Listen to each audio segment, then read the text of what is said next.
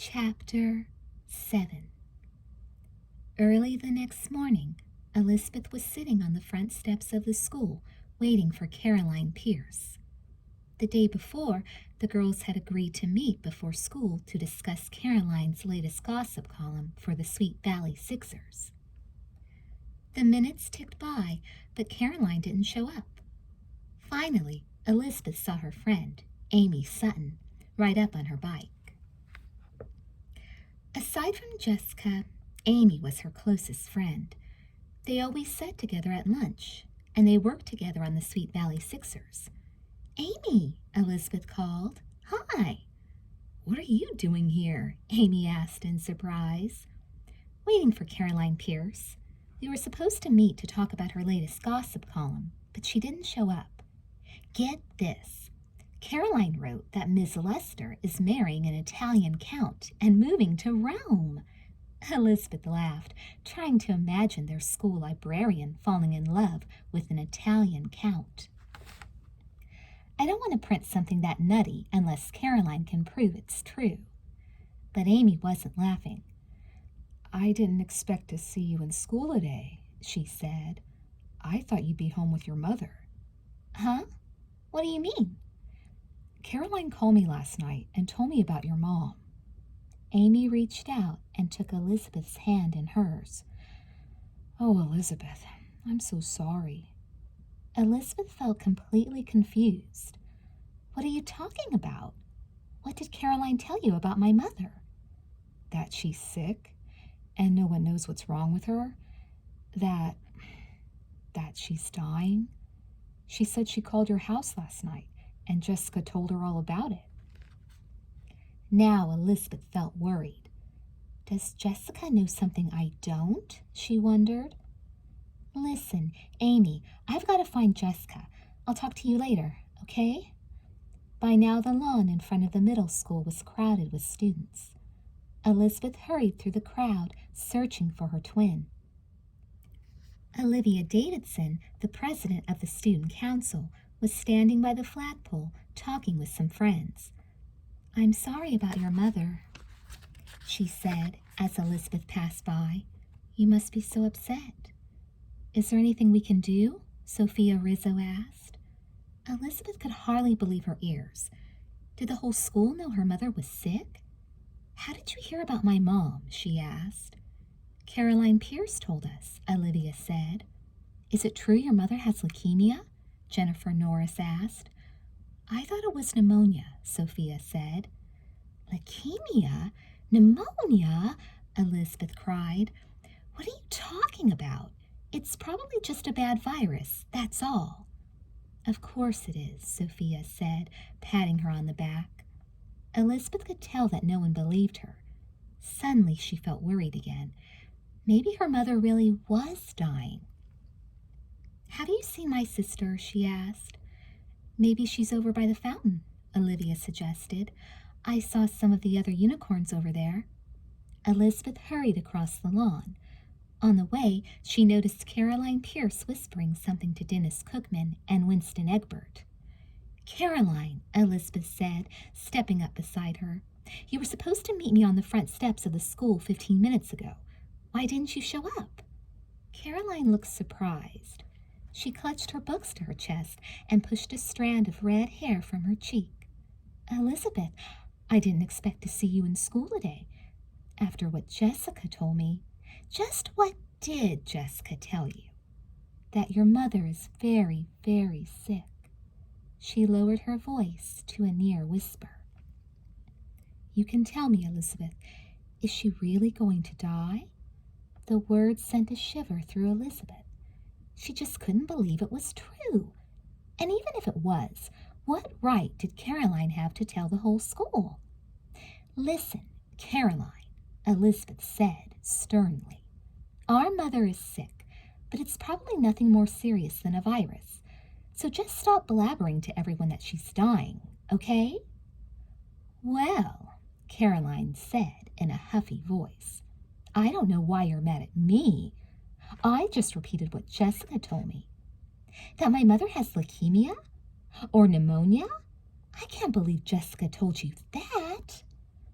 Pardon me, Caroline said primly. I just thought you'd appreciate a little sympathy from your friends, that's all. There was an uncomfortable silence. Then Caroline asked, What did you want to see me about this morning anyway? Elizabeth shook her head. Right now she had too much on her mind to care if Miss Lester was marrying an Italian count or not. It's not important, she said as she walked away. Elizabeth walked toward the fountain. But before she got there, she saw Jessica riding up the sidewalk on her bicycle. Jessica, wait up, Elizabeth cried, hurrying over to meet her. Hi, Lizzie, Jessica said as she hopped off her bike. What's up? Why did you tell Caroline Pierce that Mom is dying? Elizabeth asked urgently. Did you find out something I don't know? Jessica's mouth fell open. Dying? I never said that. Well, what did you tell her? I can hardly remember. Let's see. I guess I told her that Mom is sick, and that we're not sure what's wrong with her. Jessica, how could you? You know how Caroline loves to stretch the truth. Homeroom hasn't even started yet, and she's already told half the school that Mom's dying. Jessica gasped. She felt shocked and embarrassed, but at the same time, she couldn't help feeling just a tiny bit pleased. Over the last few days, she'd been so worried about her mother, she could hardly stand it. Why shouldn't she be allowed to share her grief with her friends? Jessica, someone cried from across the lawn. Oh, you poor thing. Jessica and Elizabeth looked up to see Ellen Reitman walking toward them. Ellen threw her arms around Jessica and gave her a hug. Caroline told me about your mother, she said with a pained look on her face. Jess, why didn't you tell me? Jessica could feel Elizabeth looking at her. She knew her twin expected her to say that their mother wasn't really dying, but Jessica didn't want to. I don't know, Ellen, she answered with a shrug. I guess I just didn't want to bother you with my problems. Oh, Jess, Ellen said admiringly. You're so brave. Elizabeth stared at Jessica in disbelief, but before she could say anything, the school bell rang. I'll talk to you at lunch, Ellen said, giving Jessica's arm a squeeze. Hang in there. You too, Elizabeth. Then she turned and hurried into the school. How could you, Jess? Elizabeth demanded when Ellen had left. How could you just stand there and let Ellen think our mother is at death's door? Because it's true, Jessica cried. Elizabeth opened her mouth to protest, but Jessica cut her off. Oh, Lizzie, I know you don't think so, but I do. Mom's getting weaker and weaker. It's just a matter of time before we find out the truth. I'm scared, Lizzie, she said, her voice trembling. I don't want Mom to die. Elizabeth sighed. How could she be angry? Jessica was worried about their mother, and Elizabeth couldn't blame her for that. After all, she was worried too. It's all right, Jess, she said gently. Everything's going to turn out fine. She smiled and added, Now come on, let's get inside before Mr. Clark catches us out here and gives us detention. Jessica tried to laugh, but all she could manage was a weak smile. Okay, Lizzie. She slipped her arm around Elizabeth's waist, and together the twins walked up the steps to the school.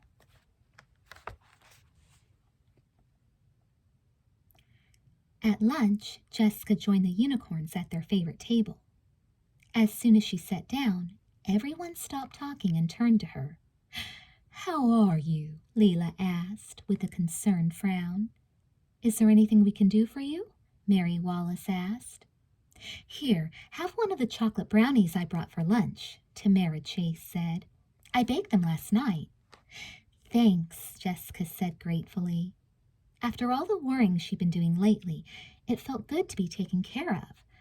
Besides, she loved being the center of attention, even if the reason for all the attention was an unhappy one.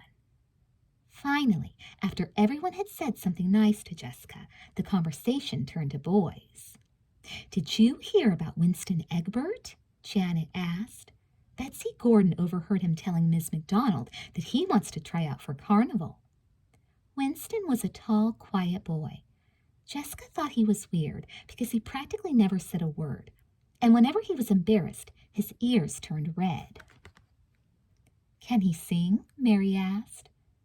"Who knows?" Janet laughed. "And who cares?" All the girls giggled. Jessica laughed too, but her mind was far away.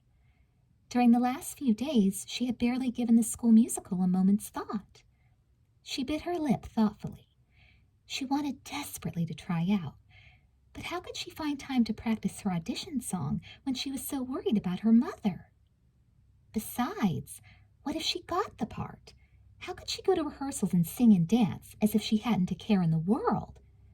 No, it just wouldn't be possible. She'd probably get up on stage and burst into tears. "Are you still going to try out for the show, Jessica?" Ellen asked. I don't know," Jessica said.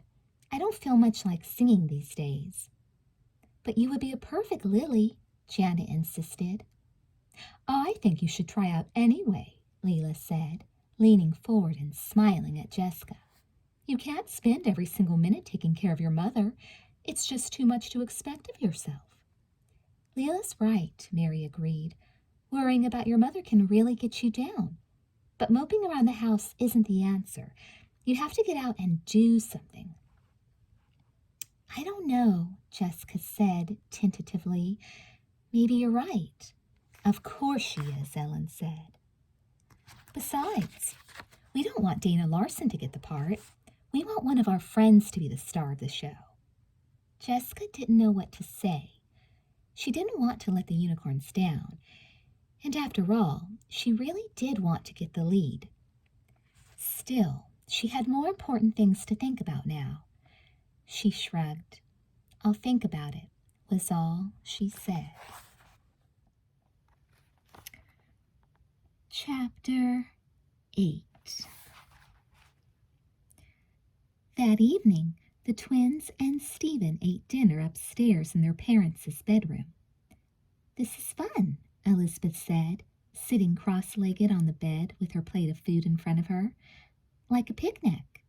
"But without the bugs," Stephen added, stuffing a handful of potato chips in his mouth. Mrs. Wakefield took a sip of iced tea. "I talked to your father this morning," she said. "Is he coming home?" Jessica asked, hopefully. "Soon. He's got a little more work to do, so I told him to stay. I'll call him Friday after I get the results of the biopsy." She took a bite of her hamburger. "This is delicious," she exclaimed. "Better watch out, kids. You're becoming such good cooks. I might just let you keep the job, even after I get better." Elizabeth and Stephen laughed, but Jessica could only manage a weak smile. When dinner ended, the twins and Stephen gathered the plates to take downstairs. In the hallway, Jessica turned to her brother and sister. "Stephen, you can load the dishwasher. Elizabeth, I want you to wash the pans." "And what are you going to do?" Stephen demanded. "Wipe off the counters," she replied. "That's all?" Elizabeth asked with surprise. Jessica looked hurt. "No, that's not all. I'm going to take Mom a dish of ice cream." "I've had it," Stephen cried. "Ever since Mom got sick, you've been pushing Elizabeth and me around." "Mom," he demanded, walking back into his mother's bedroom, "tell Jessica to stop acting like a dictator." Mrs. Wakefield was lying back against the pillow with her eyes closed. Her hair was mussed, and her face looked as pale as the white pillowcase. Slowly her eyes fluttered open. "What's wrong, Stephen?" she asked wearily. "Nothing, Mom," Elizabeth said, stepping into the room and grabbing Stephen's arm. "Sorry we bothered you. We're just fooling around." She gave him a sharp look. "Aren't we, Stephen?" Sure," Stephen said. "Sorry, Mom. You just close your eyes and relax." "There," Jessica said as Stephen and Elizabeth walked back into the hall. I hope you're satisfied. We're supposed to be taking care of Mom, not upsetting her. Okay, okay, Stephen muttered. I'll keep my mouth shut, but I still think you're being a royal pain. Come on, Elizabeth said generously. I'll give you a hand with the dishes. Together they walked past Jessica and went downstairs. After Jessica got the ice cream for her mother, she went to her room and started her homework. But her mind kept wandering to the carnival auditions. Should she try out for the lead, or shouldn't she? Finally, Jessica got up from her desk and walked down the hall to her parents' room. Opening the door, she peeked inside. Her mother was sitting up in bed, reading a magazine. Come on in, Mrs. Wakefield said with a smile. She looked small and frail in the big double bed, and Jessica's heart ached. How are you feeling, Mom? She asked. Oh, not too bad, Mrs. Wakefield said lightly, but I feel as if I could sleep for about 6 years. She took a sip of water from the glass on her night table. And how are you, honey? Anything new at school? She shrugged. The carnival auditions are this Friday. Mrs. Wakefield smiled. I bet you're excited. Have you been practicing your audition song? No, not really. She sighed. I don't even know if I should try out. If I get the part, I'll have to go to rehearsals practically every day after school for weeks and weeks. Well, that's no problem, unless it interferes with your schoolwork, of course. How are your grades these days? Jessica thought about her unfinished homework, but she didn't want to worry her mother by mentioning it. I'm doing fine, Mom, she said. Well, then, I don't see any reason why you shouldn't try out for the play. But, Mom, Jessica said, what if you're still sick? I don't want to go to rehearsals if you need me at home. Don't be silly, Mrs. Wakefield replied, giving her daughter's arm an affectionate pat. I'm going to be all better before you know it. Besides, you've been spending too much time worrying about me. You need to get involved in something fun. A role in the school play would be perfect. Well, Jessica began, maybe. Remember what I said when you first told me about the show? Mrs. Wakefield asked. Jessica nodded. You said Carnival is one of your favorite musicals. That's right. In fact, I can still remember the first time I saw the movie. I was so excited that I ran right out and spent all my money to buy the soundtrack. I would dance around my house, pretending I was Lily, and singing the songs over and over again. It drove my parents crazy. Jessica laughed, trying to picture her mother dancing through the house, singing the songs from Carnival. She thought about the photographs she'd seen of her mother as a child. You know, I think you would make a perfectly lovely Lily, Mrs. Wakefield said. Oh, Mom, do you really think so? Absolutely. She reached for Jessica's hand. And it would make me so happy to see you up on that stage playing the lead. Jessica nodded eagerly. Now that she knew how much the show meant to her mother, she had to try out for the lead. And not just try out. She had to get that part. She leaned over and gave her mother a kiss. Don't worry, Mom. You'll see me up on that stage. I promise. Mrs. Wakefield smiled. Good. But if you're going to get that role, you better start practicing your audition song. Remember, the star of a musical has to sing her heart out. You're right, Mom, Jessica agreed, jumping up. I will. Jessica hurried out of the bedroom. As she walked down the hallway, she heard the sound of running water coming from downstairs. Elizabeth and Stephen were in the kitchen, washing the dishes. Jessica paused at the top of the stairs. Maybe I should go down and help them, she thought. Ignoring the guilty feeling that was creeping up inside her, Jessica ran into her room instead and started to practice her song. After all, she couldn't let her mother down. Jessica spent the rest of the evening in her room singing "Look at Me." Finally, When her throat was too dry to sing another note, she went down to the kitchen for a drink. While she was pouring herself some soda, she noticed the takeout menu for Guido's Pizza Palace that Mrs. Wakefield kept taped to the refrigerator door. Jessica's stomach growled hungrily. A hot, gooey pizza would be just the thing to cheer her up. And after all the practicing she'd done, she deserved it. According to the menu, a small cheese pizza cost $3.50, plus 50 cents to have it delivered to the house. Jessica ran up to her room and checked her bank. All she had was $3. Then she had an idea. Her parents always kept a few dollars around for small emergencies. The money was in the cookie jar on the shelf above the sink. She could borrow $4 from the cookie jar, and no one would even notice. She would pay it back as soon as she got her allowance. Jessica went back to the kitchen and opened the cookie jar. Inside were 5 $1 bills. Great, she thought. She could use the extra dollar to get pepperoni and extra cheese. Jessica's stomach growled just thinking about it. Quickly, she took the money out of the cookie jar and picked up the phone to order the pizza.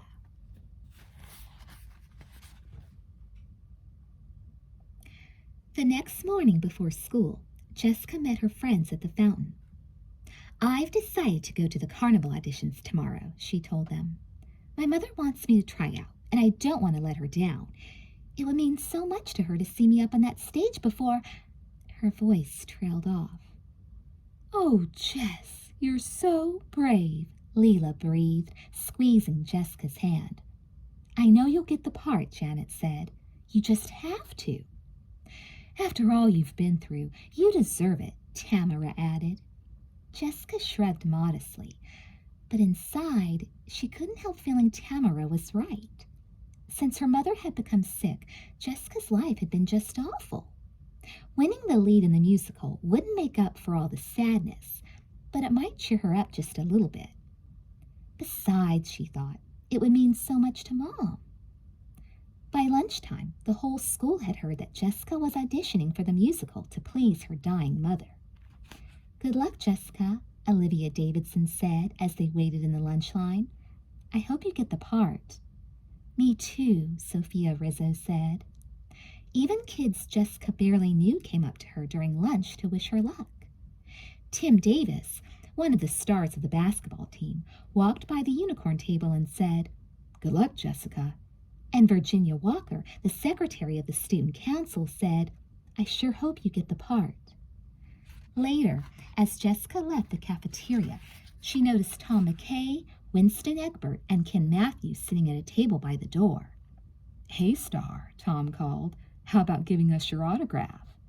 Jessica pretended she hadn't heard him, but inside she was smiling. It seemed that everyone in the whole school wanted her to get the lead. Like Tamara said, Jessica told herself, "I deserve it." Chapter 9. On Friday morning, Elizabeth got up early and walked outside to her thanking seat, a low branch on the huge pine tree in the backyard where she went when she wanted to be alone. Resting her head against the tree trunk, she breathed in the sweet smell of the sap. Today we'll find out what's wrong with Mom, she thought.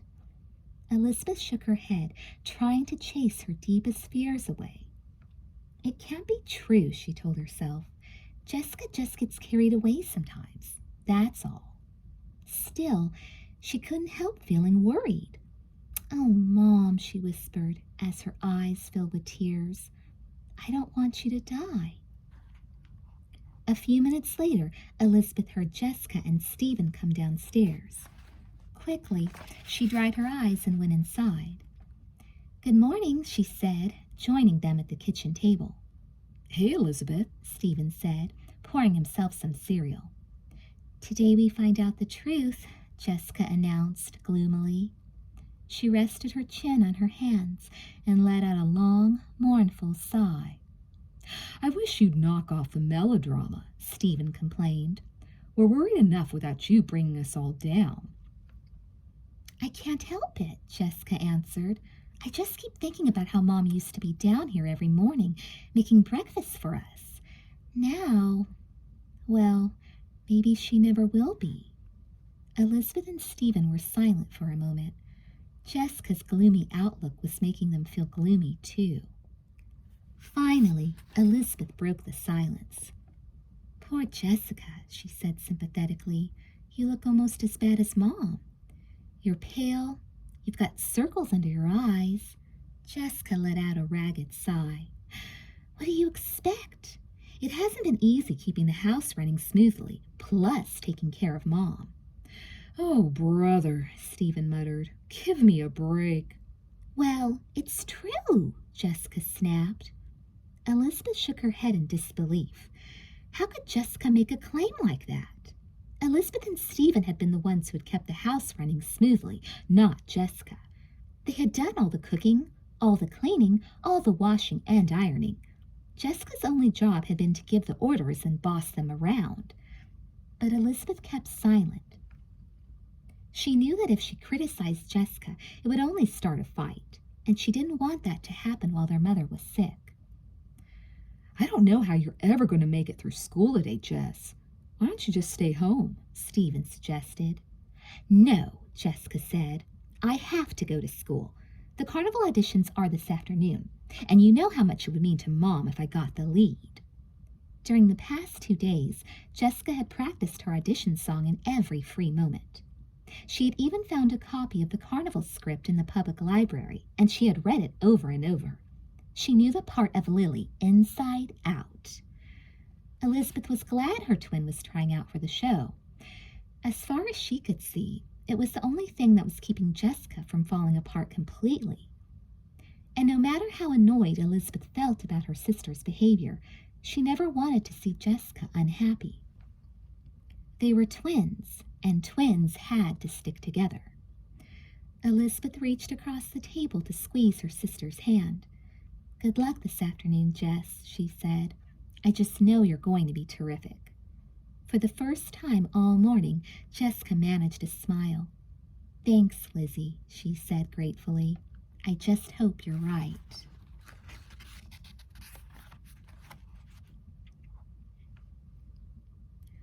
"Good morning, class," Miss Weiler said. "Please close your books and take out a piece of paper and a pencil. We are having a quiz." "A quiz?" Amy Sutton cried. "You didn't tell us you were giving a quiz today."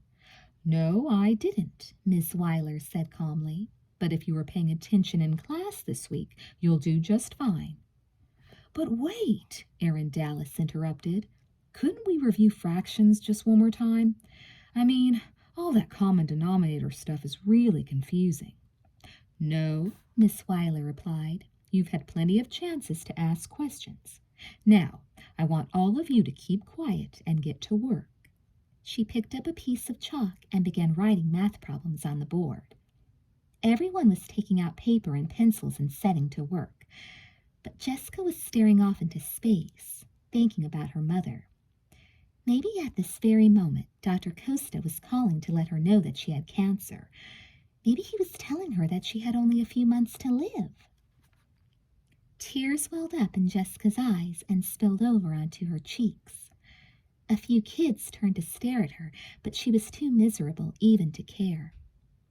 Finally, Miss Weiler turned around.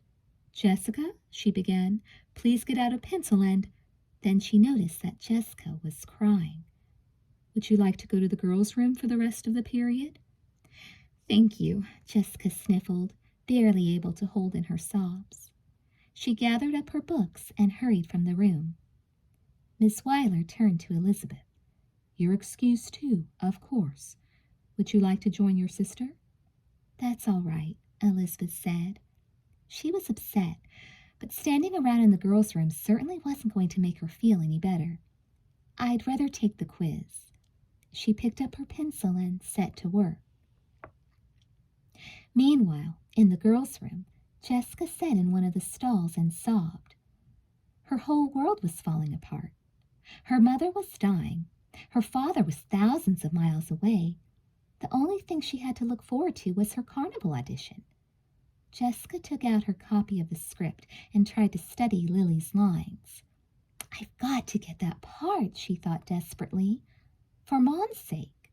But her hands were trembling and the page looked blurry through her tears.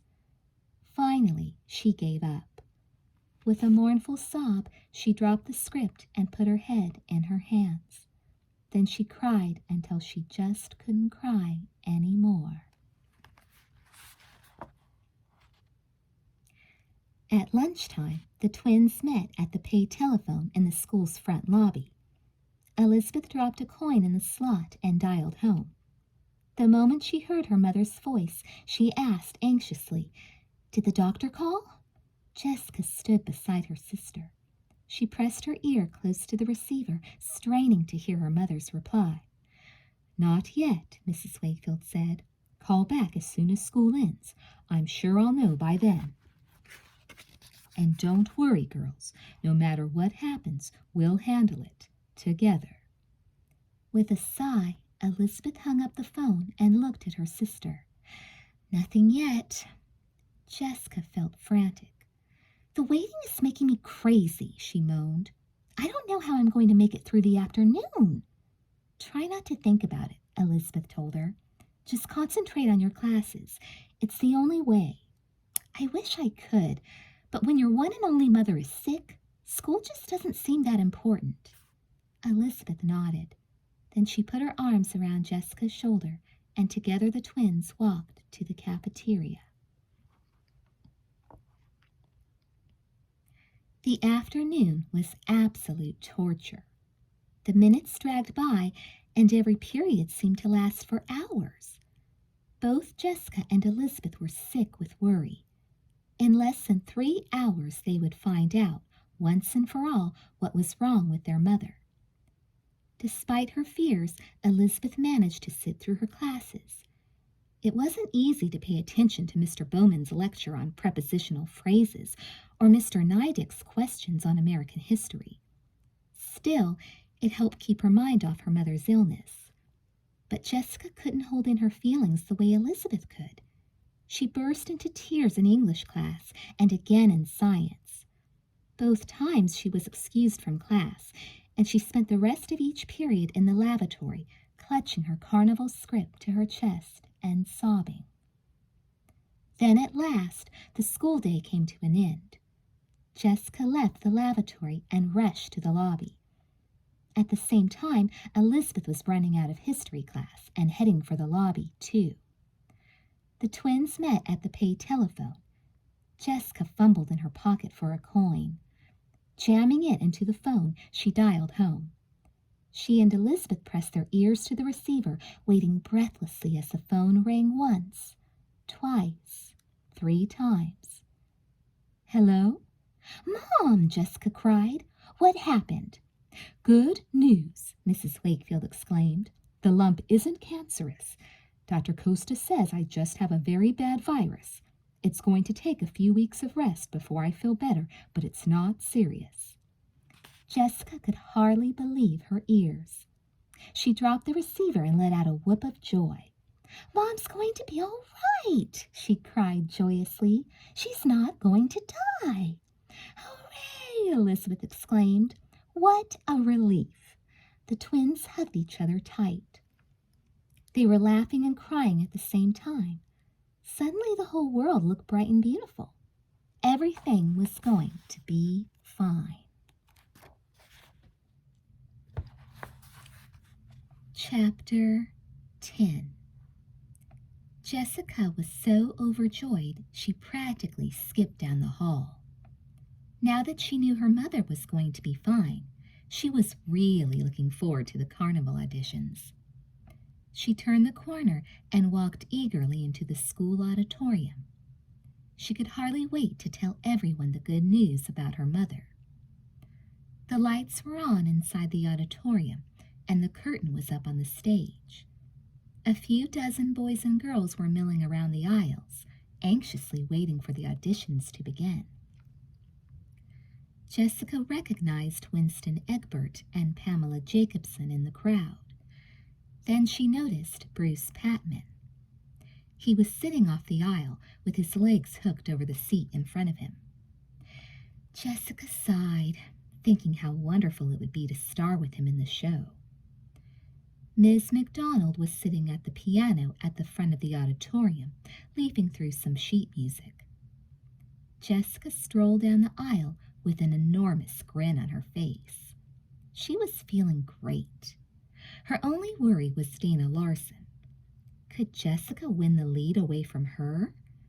It all depended on what Miss McDonald thought was more important, singing or acting ability and good looks.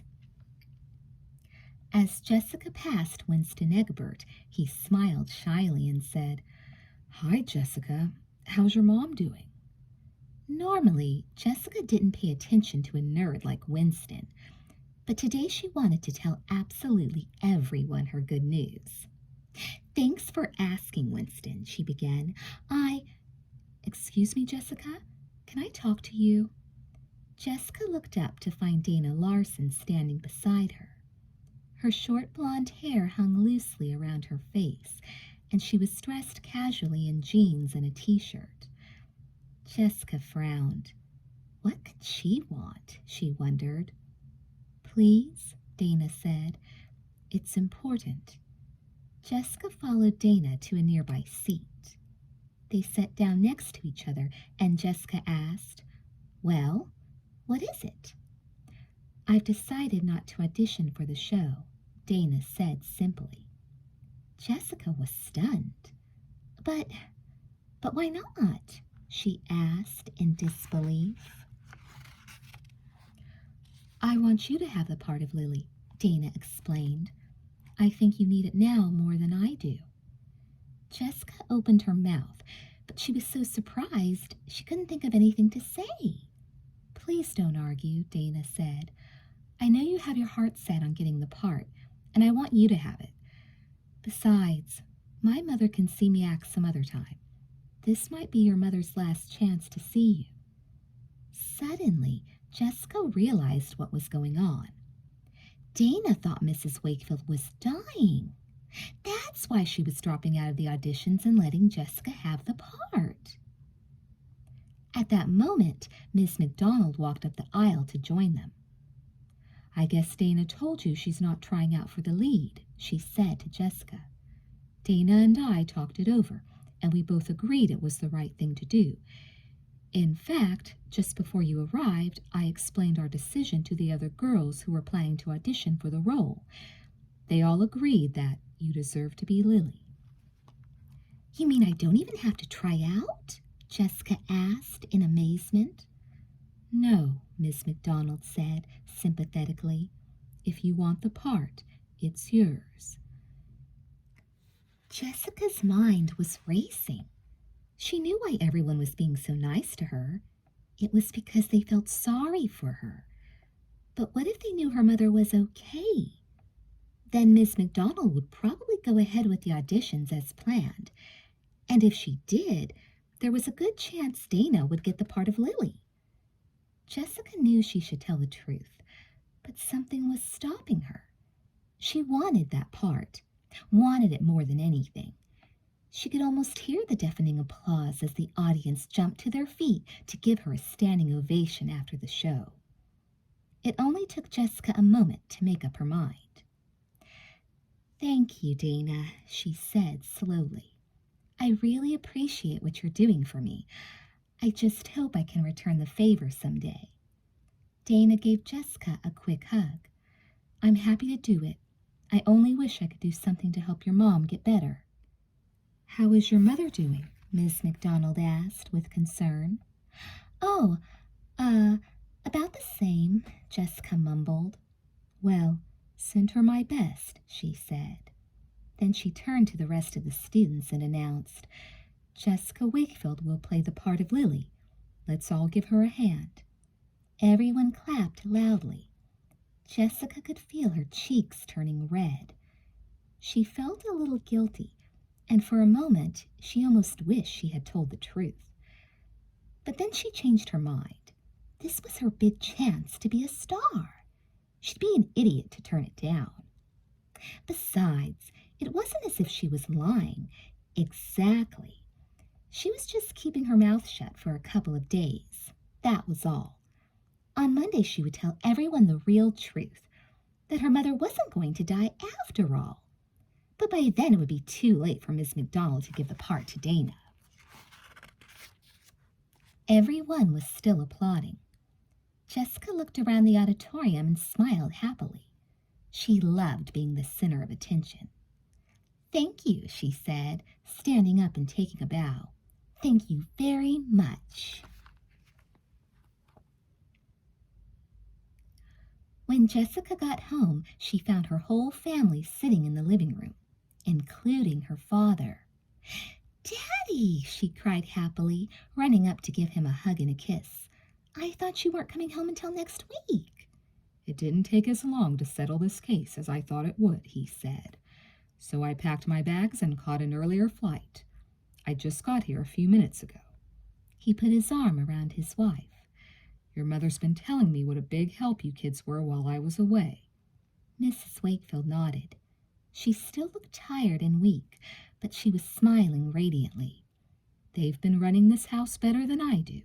And Jessica, what a nurse! She's been waiting on me hand and foot." Jessica beamed with happiness. She loved it when her parents praised her, and she knew that when they heard her big news, they would praise her even more. "Guess what?" she announced. "I've got the lead in Carnival." "Jessica, that's wonderful!" her mother exclaimed. "Hey, not bad," Stephen said. "I'm impressed," Elizabeth added. "You had some tough competition. Dana Larson has a super voice." Jessica coughed nervously. She couldn't tell her family how she had really gotten the part. "What terrific children we have," Mr. Wakefield said. "All three of you deserve a medal, but I've got something almost as good."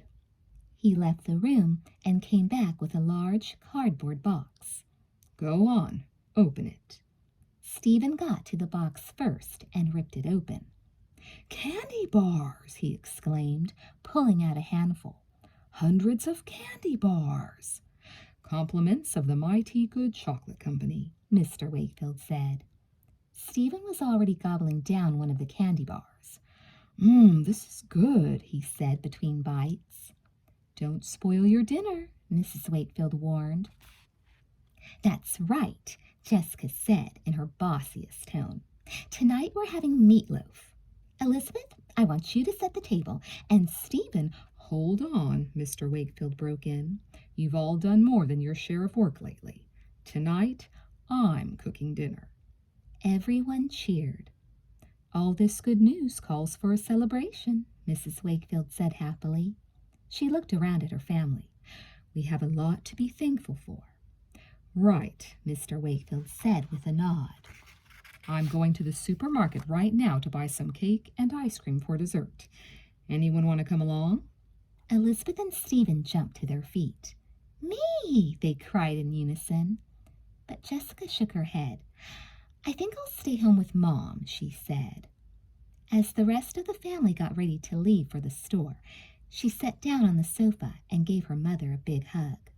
"I'm glad you're going to be all better soon, Mom," she said, and she meant it with all her heart. That night, Jessica lay in bed and thought about her day. Almost everything she wanted had come true. Her mother wasn't going to die, and her father was home. Plus, she had gotten the lead in Carnival. So, why didn't she feel happy? Was it because she had lied about her mother's illness to get the part? No, she thought. There wasn't anything wrong with what she'd done. It was just a little white lie, hardly worth thinking about. And besides, her mother really could have been dying. In fact, up until 3 o'clock this afternoon, Jessica had been certain it was true. Still, Jessica had an odd feeling in the pit of her stomach that just wouldn't go away. She took a deep breath and forced herself to ignore it. Then she rolled over, closed her eyes, and fell into an uneasy sleep. Chapter 11. On Saturday, Mr. Wakefield prepared breakfast. The family sat around the dining table, eating, talking, and laughing happily. Anything new at school, girls? Mr. Wakefield asked. Elizabeth looked up from her French toast. Caroline Pierce wrote in her gossip column in the Sixers that the school librarian is marrying an Italian count and moving to Rome, she said. She is? Jessica asked with interest. Nope, Elizabeth answered. I finally got a chance to talk to Miss Lester yesterday afternoon. She's going to Rome, all right, but it's just a vacation. Her brother lives there. He's a clerk in a big department store. She laughed. I guess Caroline overheard Miss Lester talking about him and thought she said count instead of clerk. Jessica giggled. Caroline never gets anything right. I know, Elizabeth said, giving her twin a meaningful look. That's why I never tell her anything personal about myself or my family. Jessica knew Elizabeth was still angry with her for telling Caroline that Mrs. Wakefield was ill, but Jessica didn't want to be reminded of that now. Ignoring Elizabeth, she turned to her mother. Mom, remember that unicorn sweater I saw at the mall? Are you still going to buy it for me? Of course I am, Mrs. Wakefield replied. If you can wait a week or so until I'm feeling better, I'll take you to the mall and buy each of you something special. You deserve it for taking such good care of me. That was exactly what Jessica wanted to hear, and it should have made her happy. But no matter how hard she tried, she couldn't stop worrying about what had happened at the carnival auditions. What if someone found out that she had lied to get the part? She'd not only be in terrible trouble, she'd also be the laughingstock of the whole middle school. After breakfast, Mr. Wakefield suggested that they all go out for a swim. Elizabeth and Stephen immediately dashed up to their bedrooms to get their bathing suits, but Jessica didn't want to go outside. What if someone from school came by and saw her laughing and splashing in the pool? That was hardly the way for someone with a dying mother to behave. You go ahead, she said to her father. I have some homework to do. 10 minutes later, Jessica heard the doorbell ring. She waited for someone else to answer it, but when the bell rang again, she got up and went downstairs. When she opened the front door, her stomach dropped. There on the porch were 3 of the girls who had been at the carnival auditions: Brooke Dennis, Sandra Ferris, and Dana Larson. What are you doing here? Jessica exclaimed. We just thought we'd come over and see how you're doing, Dana said with a kind smile. Oh, thanks, Jessica stammered. She felt stunned and horrified. Behind her, she could hear the happy sounds of her family, shouting and splashing in the backyard pool. She tried to ignore them. I'm okay, I guess, she said with a sigh. You should have stayed around after the auditions, Dana said. Ms. McDonald announced the results. All 3 of us are in the show. I'm playing the leader of the carnival acrobats. Gee, that's great, Jessica said weakly. And Bruce Patman is going to be the magician, Brooke added, her eyes sparkling. Jessica didn't know what to say. Her dream had come true. She was co-starring in the school musical with Bruce Patman. But right now she was much too nervous to enjoy her triumph. If Dana and her friends found out that Jessica had lied about her mother, everything would be ruined. Somehow she had to keep them away from her family, at least until Monday. But how? Just then, Jessica heard Stephen talking out on the patio. I'm going inside to get a glass of lemonade, he called to the rest of the family. Anybody else want one? Sure, Mr. Wakefield answered. Jessica thought fast. My mother is sleeping, so we have to be quiet, she said. Let's go into the den. Quickly, she herded Dana, Brooke, and Sandra into the den, just seconds before Stephen walked into the house. Closing the door behind her, Jessica sat on the couch and heaved a sigh of relief. Now all she had to do was think of a way to get Dana and her friends out of the house before any of the Wakefields noticed they were there. "You're going to be a wonderful Lily," Dana said, joining Jessica on the couch. "I'm really glad you decided to take the part." Jessica wished Dana would be quiet. She felt guilty enough about what she'd done without having Dana act so incredibly sweet to her. "Thanks," she mumbled. "It's the least I could do," Dana went on. "I just feel so bad about your mom. We all—" Dana's last word was drowned out by the sound of laughter coming from the kitchen. Jessica froze. A family with a dying mother wasn't supposed to sound so happy. The other kids were obviously thinking the same thing. They looked at each other uncertainly. How's your mother feeling?" Brooke asked. Jessica forced her face into a sad expression. It wasn't easy, though. Now that she knew her mother was going to get well, she wanted to shout it from the rooftops. "She's, very weak," she said. There was an unhappy silence. Then Dana announced, "There's a new movie playing at the mall. We're all going this afternoon. Why don't you come with us, Jessica? It'll be our treat." "Yes, please come," Sandra said encouragingly. "I'm sure it will cheer you up." Jessica smiled with relief. She wanted nothing better than to get the girls as far away from her house as possible. But just then, the laughter from the kitchen began again. It sounded to Jessica as if Elizabeth and Stephen were playing some kind of game with their father. She heard running footsteps, then a shriek, then Mr. Wakefield's voice, and more giggles. "I guess your family must be kind of tense right now," Sandra said. Jessica wanted to tell the truth, but if she did, she would lose her starring role in Carnival. "Yes," she said, sniffling dramatically. She lowered her head and pretended to wipe away a tear. It was only an act, but it reminded her how horrible she had felt last week when she thought her mother really was dying. She thought back to all the nights she had spent lying awake in her bed, worrying. Just the memory of it made her stomach twist into a painful knot. A tear slid down her cheek, but this time she wasn't faking. With a sad sigh, she reached up and wiped it away. "Poor Jessica," Dana said sympathetically. She pulled a tissue out of her bag and offered it to her. Jessica shook her head. Suddenly, she didn't want to go on lying about her mother anymore. The last 2 weeks had been the most miserable of her entire life. She never wanted to feel that unhappy again. She didn't even want to pretend. Jessica stood up and paced across the room. There was only one way out of her predicament. She had to tell the truth. She swallowed hard. This wasn't going to be easy. Once she told everyone her mother was going to get better, she would have to give up her part in Carnival. It was only fair. Jessica took a deep breath.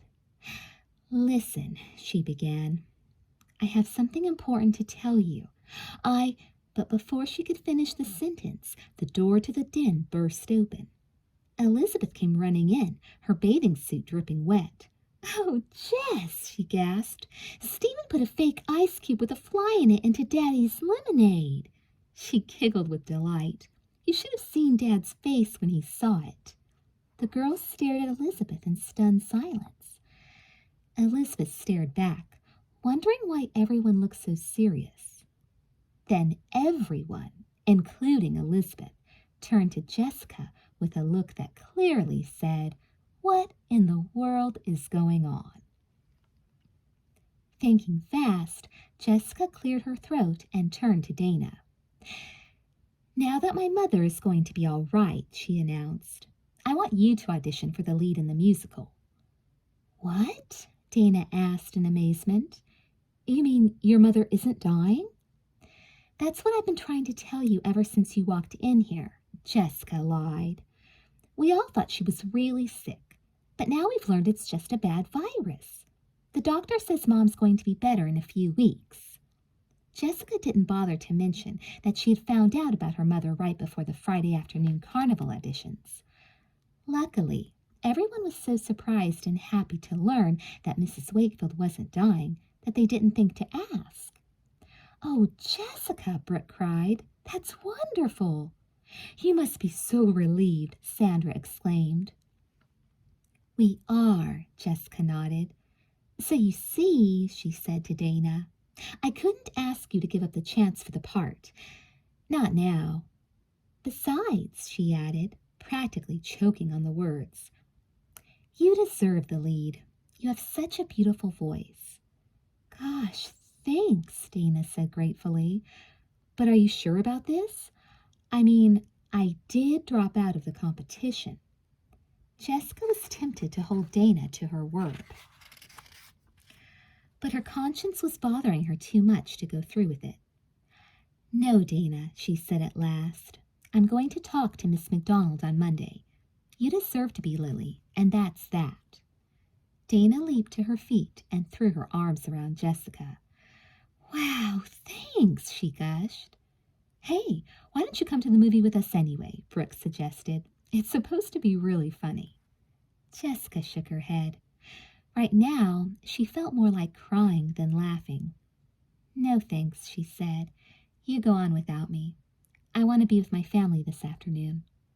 "We understand," Dana said, standing up to leave. "Well, so long, Jessica. Bye, Elizabeth." Jessica followed the girls to the front door and watched them ride away on their bikes. She was still standing at the door when Elizabeth came up behind her. "Pretty sneaky, Jessica," Elizabeth said. Jessica spun around. "Huh? What are you talking about? We found out right after school ended on Friday that Mom was going to be okay. But you didn't tell anyone at the audition, did you?" Jessica smiled sheepishly. "Well, no, but Jessica," Elizabeth scolded. "How could you lie like that?" Guilty tears welled up in Jessica's eyes. I wanted the part so much." She shrugged helplessly. "But even so," she said quickly, "I was just about to tell Dana the truth when you walked in." Elizabeth looked at her hard. "Honest?" "Honest. I couldn't bear to go on pretending. These last 2 weeks have been awful for me. Just awful. I never want to feel that bad again." She sniffed and wiped her eyes with the back of her hand. Elizabeth hated to see her twin so unhappy. Still, she couldn't help feeling angry. The last 2 weeks had been awful for her, too, but she hadn't used her mother's illness as an excuse for everything. Then suddenly Elizabeth had an idea. "Do you still have that list of chores you wrote for us when Mom got sick?" she asked. "Of course. In fact, I was planning to give you and Stephen your weekend work assignments this afternoon." Elizabeth shook her head. "This weekend, I'm handing out the work assignments. I expect you to do all your regular chores, plus the jobs Stephen and I have been doing. The cooking, the cleaning, the washing, everything." Jessica stared at her twin in disbelief. "But Lizzie," she began. "No arguments, Jess. Besides, it's the least you can do after the way you've been ordering Stephen and me around." "I heard my name," Stephen said, walking in from the living room in his bathing suit and a t-shirt. "I guess you must be talking about what a great guy I am, huh?" Elizabeth laughed. "Sort of. Jessica was just telling me that she's decided to do all our chores for this weekend. Isn't that nice of her?" Stephen looked from Jessica to Elizabeth and back again. "Something's up," he said finally. "But whatever it is, I'm all for it." He patted Jessica on the shoulder. "Thanks a lot, Jess, old pal. You can start by cleaning up my room." Jessica let out a loud sigh. Okay, I get the picture. But first I want to check on Mom. She might want some tea or—" "Oh, no, you don't," Stephen said, grabbing her arm so she couldn't walk away. "Elizabeth and I will take care of Mom this weekend." He pointed toward the stairs.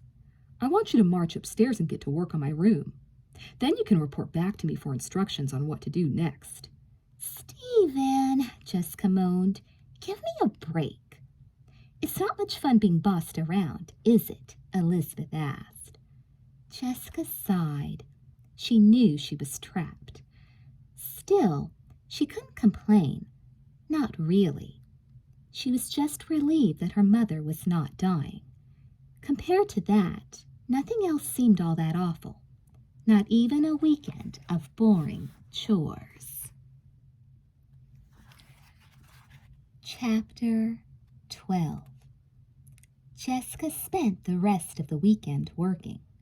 She vacuumed the rugs, scrubbed the bathrooms, mowed the lawn, cooked all the meals, and washed the dishes. She even cleaned up her own messy room. Mr. and Mrs. Wakefield were amazed. More than once they asked Jessica why she was working so hard, but she just shrugged and said, "I want to help out, that's all." Finally, late Sunday afternoon, they came into the kitchen to find Jessica making dinner. "Jessica," Mr. Wakefield said, "I was planning to take you, your brother, and your sister out for pizza."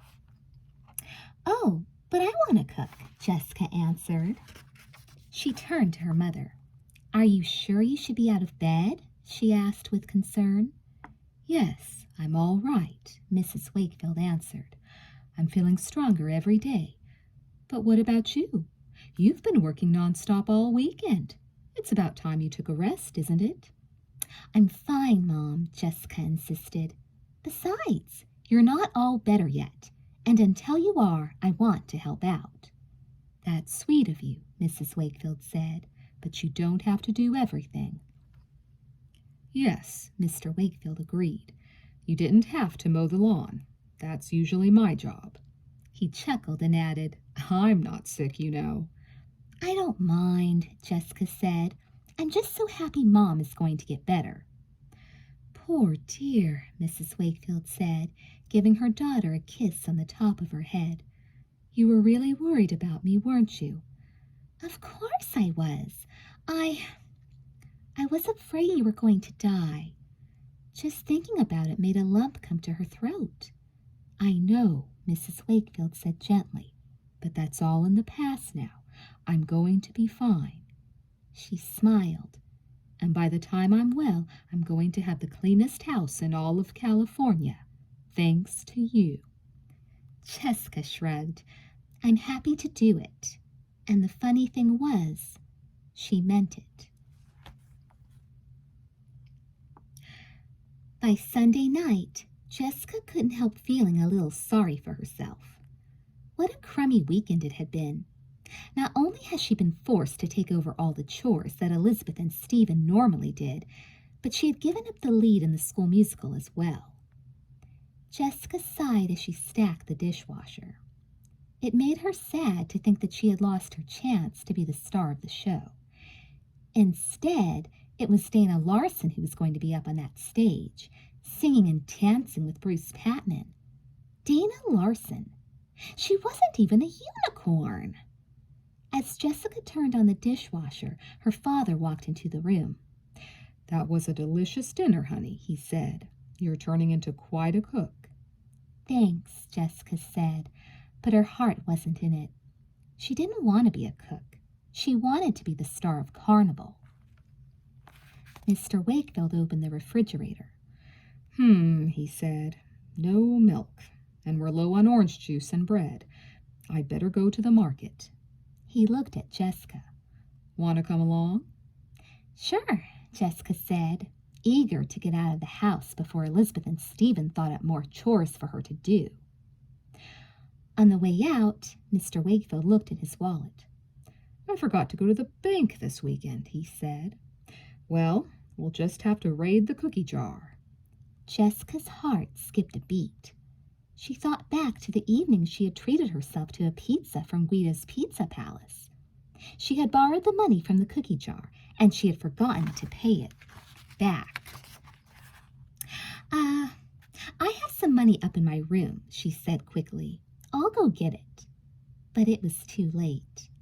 Mr. Wakefield had already walked to the shelf above the sink and opened the cookie jar.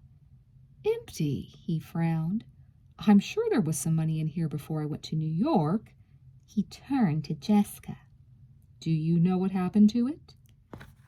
Jessica knew it would be easy to say that her mother had used the money to buy food while her father was away. Or she could say that she had seen Elizabeth or Stephen take the money. But lying had already gotten her into trouble once that weekend.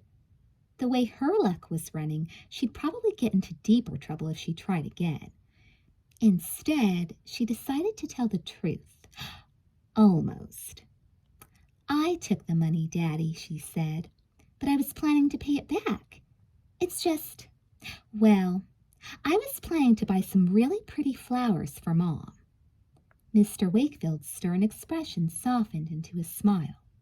That was very nice of you, Jessica. Jessica smiled back, hoping her father would be so pleased that he wouldn't make her pay the money back. But you know the money in the cookie jar is only for your mother and me to use for small emergencies, he continued. I want you to pay back the money you took as soon as you get your allowance. But, Daddy... No buts. I want you to replace that money. Understand? Jessica nodded. Thanks to her big mouth, she had to use all her money to buy her mother a bouquet of flowers, plus use the next week's allowance to make up the money she had taken. She let out a sigh. It seemed nothing was going her way. But then she remembered that things weren't all bad. Her mother was okay, wasn't she? Jessica smiled as she followed her father to the garage.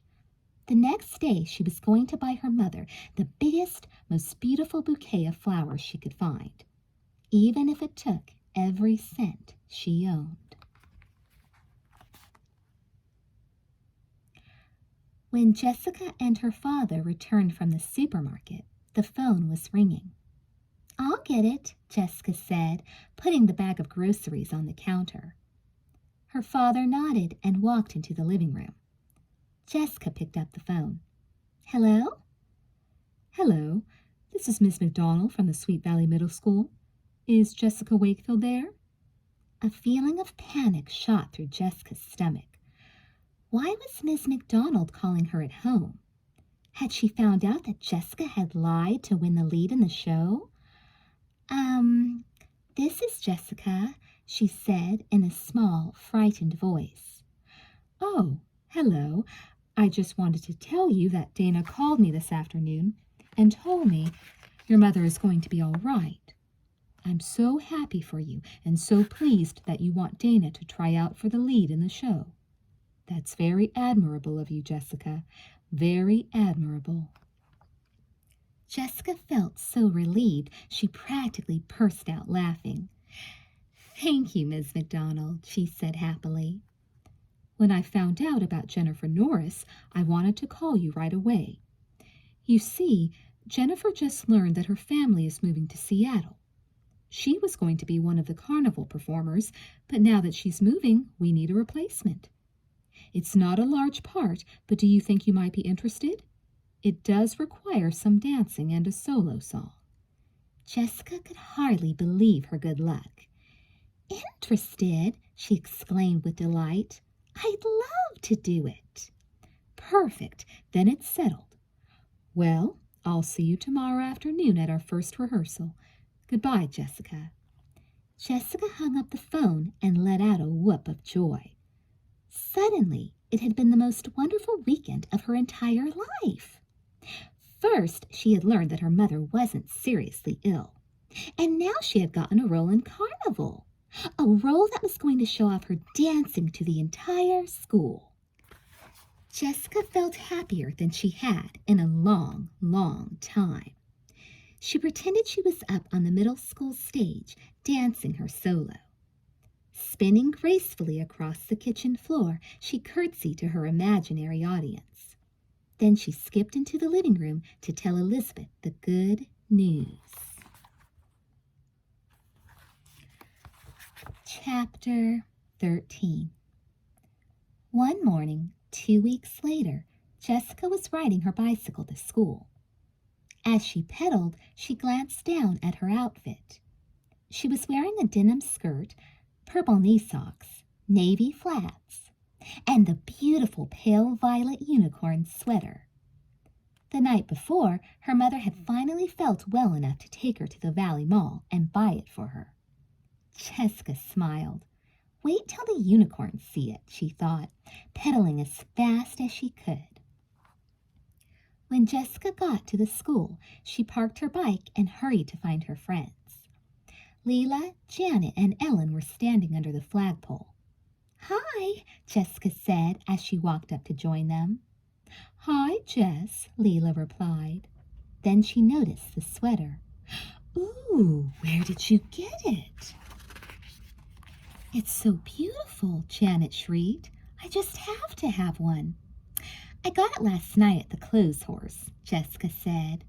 She put out her arms and spun around to show off the sweater. It was the only one in the whole store.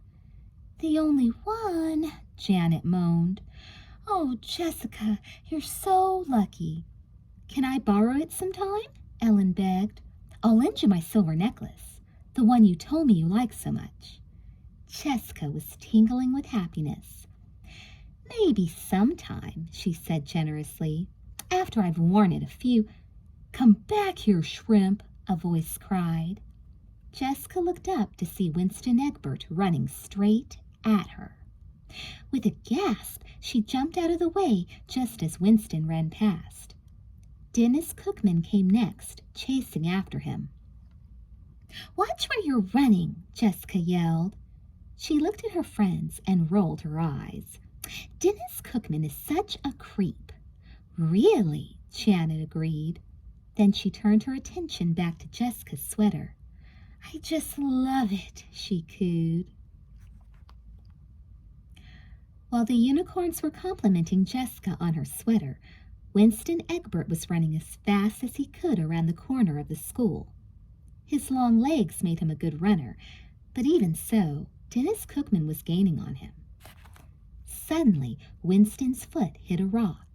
He tumbled forward, landing with a thud on the new mown grass. A second later, Dennis was on top of him, straddling Winston with his legs. Come on, Egbert, be a pal and lend me your lunch money. I'll pay you back, I promise. You borrowed Ken Matthews' lunch money last week, Winston said, but you never paid him back. Hey, don't be smart, not unless you want me to get rough with you. He put his knee on Winston's chest and pressed down. Ow, knock it off, Winston cried. Hand over the money then. Oh, all right. Winston reached into his pocket and pulled out his lunch money. Here. Thanks, pal. Dennis laughed, pocketing the money. And don't bother telling anybody about this. Not unless you want to see more of this. He shook his fist in Winston's face and then jumped to his feet. See you around, Egbert. Winston crawled to his knees and watched as Dennis ran off across the lawn. His chest hurt and he felt like crying. He wanted to tell on Dennis, but he was frightened. Dennis was mean and strong, and he wasn't afraid to prove it. With a sigh, Winston stood up and walked back around the school. Maybe he could borrow some lunch money from one of his friends, or maybe he'd skip lunch altogether. Either way, it would be worth it to keep Dennis Cookman happy. Will Dennis Cookman get away with bullying the entire 6th grade class? Find out in The Bully, Sweet Valley Twins, number 19.